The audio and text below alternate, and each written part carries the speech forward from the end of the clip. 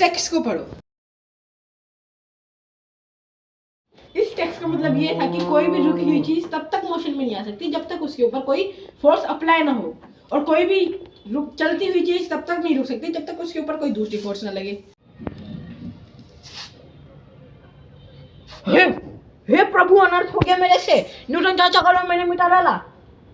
हो, न्यूटन चाचा का लो खतरे से बाहर है भाई। दो इसमें भी एक फोर्स लग रही है इसको रोकने के लिए, ठीक है। न्यूटन चाचा का पहले ही लो खत्म हो जाता तो कैसे होता।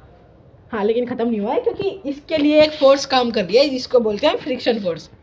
भाई फ्रिक्शन के बारे में पता चला। अब फ्रिक्शन के टाइप्स पढ़ते हैं, चलिए। भाई फ्रिक्शन के होते हैं 3 type, static friction, rolling friction और स्लाइडिंग फ्रिक्शन। जो फ्रिक्शन किसी स्लाइडिंग बॉडी को रोकता है वो स्लाइडिंग फ्रिक्शन होता है, और जो किसी रोलिंग बॉडी को रोकता है वो रोलिंग फ्रिक्शन होता है। जब हमारी अप्लाइड फोर्स किसी ऑब्जेक्ट को मूव करने में असमर्थ होती है, यानी कि उस ऑब्जेक्ट को मूव नहीं कर पाती है, तब उस केस में जो फ्रिक्शन काम करती है उस फ्रिक्शन को स्टैटिक फ्रिक्शन बोलते हैं।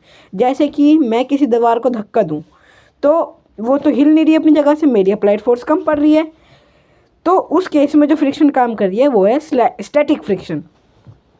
और कोई भारी चीज़ जैसे एक कंटेनर है, कोई बड़ा सा कंटेनर जो क्रूज शिप में जाता है वो कंटेनर है, अगर मैं उसको पुश करूँ तो वो हिलेगा नहीं है मेरी अपनी जगह से, तो इस केस में भी स्टैटिक फ्रिक्शन काम कर रही है। तो फ्रिक्शन के कुछ लॉज भी होते हैं जो मैंने डिस्क्रिप्शन में डाल दिए हैं, मैंने शॉर्ट वीडियोस बनाई हुई हैं उनके ऊपर, तो आप उन लिंक पे क्लिक करके आप देख सकते हैं वो वीडियो।